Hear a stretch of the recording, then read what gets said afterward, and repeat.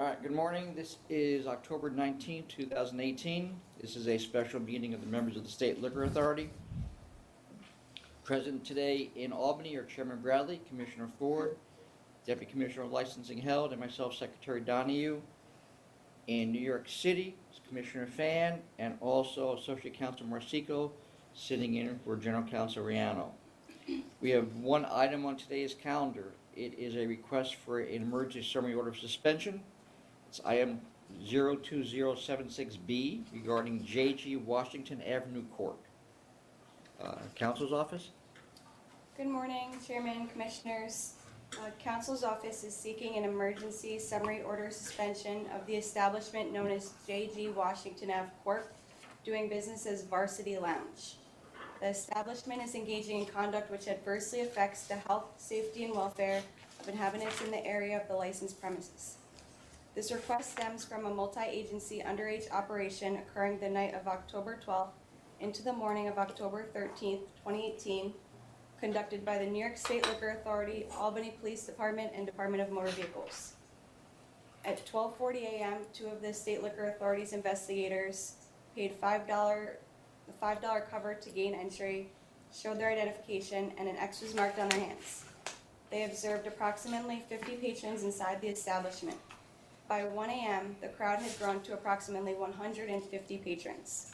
At 1:05 a.m., the entry team entered the premises and began checking identifications. The two undercover investigators directly observed 11 patrons purchase alcohol who were later determined to be minors in just the 25 minutes between the time they entered and the time the entry team arrived.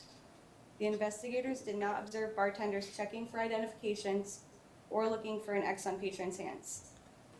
After checking the identifications, it was determined by the entry team that the majority of patrons were minors. Only 15 of the 150 patrons were over 21.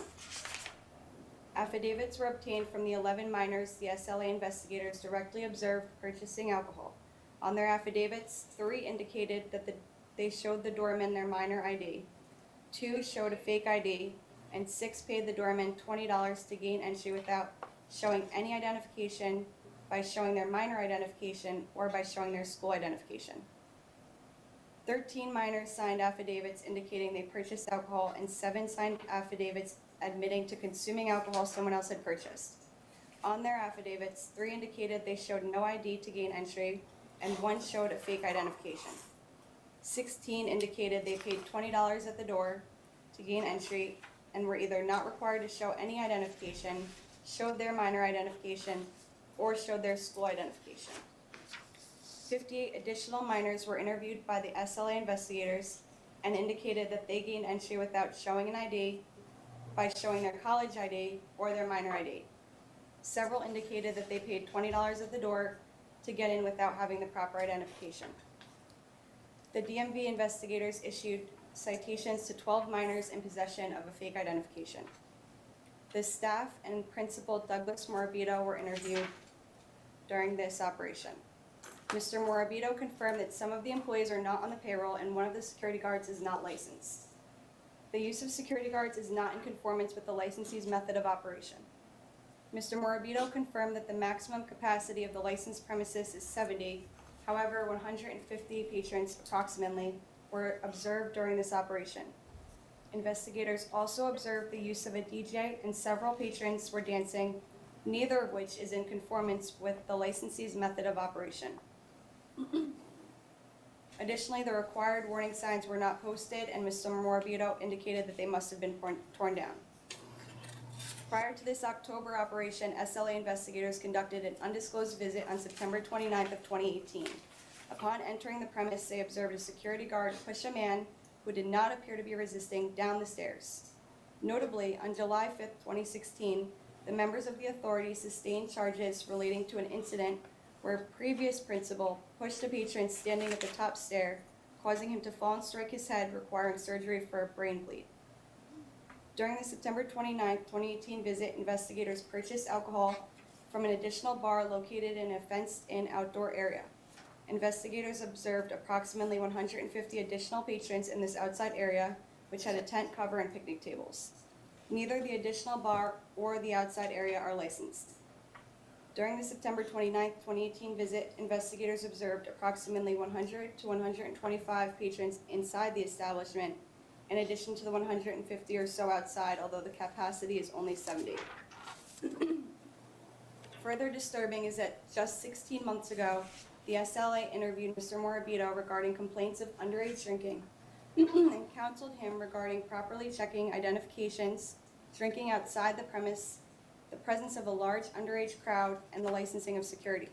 Mr. Morabito was read and signed a notice of warning on June 8th of 2017 and indicated that he would seek professional advice to effectively prevent underage sales. It is respectfully submitted that the foregoing very serious incidents and complete lack of supervision demonstrates a blatant disregard for the ABC law, which is adversely affecting the health, safety, and welfare of the inhabitants of the area of the licensed premise, and as such, an immediate emergency order of suspension, summary suspension is necessary. Thank you. So this is in Albany here, right? Correct. Right down the street, actually, yeah. Any questions for the members? I have some questions about the history of the location and the adverse history of this licensee, if there's any. Yes, the adverse history of the location involves the July of 2016. There was a CNC submitted for 3,500, which was for improper conduct and disorderly premise. That was a prior licensee, that was a prior principal, excuse me. There was a corporate change application submitted in October of 2016, and on December 20th of 2016, the principal involved in those charges was replaced with Douglas Morabito. However, Gregory Pulver is still one of the principals since the original license in October of 2014. I'm gonna make a correction there. There were two, when the premises was licensed, there was two principals. And in 2016, as council stated, there was, one of the principals was removing and Mr. Morabito was added. Then there was a subsequent corporate change in July of 2017, and it was approved August of 2017, which made Douglas Morabito the sole corporate officer. Thank you. Okay. And Mr. Thank you. Morabito, Mr. Morabito was there in June 2017. He was the licensee back then when he was warned about these complaints Correct. of underage drinking, sale to minors, Correct. disorderly premises. So is it fair to say that our investigators on the 29th and October, what was the other date? October 12th? The 12th. They observed the security let people in without IDing them? Not always, but they did see people that were paying $20 to get in without showing any ID? This was told to them on affidavits signed, So they didn't observe any of this, they just have the affidavits? to my knowledge. Okay. And of the 150 people in there, the DMV only found 11 with fake IDs? The Or did they not check everybody?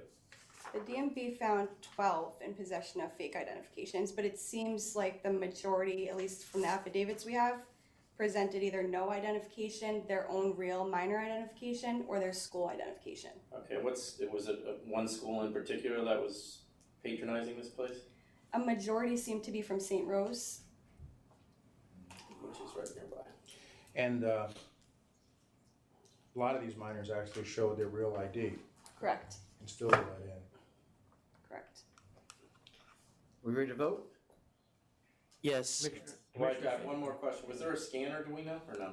They were using, according to the investigators, they observed them using a flashlight, no scanner. Okay.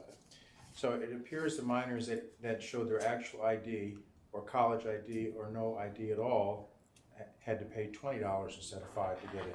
Yes, many of the affidavits and many of the individuals of the 58 who were just interviewed indicated that if they did not have the proper identification, instead of paying $5 to gain entry, they paid $20.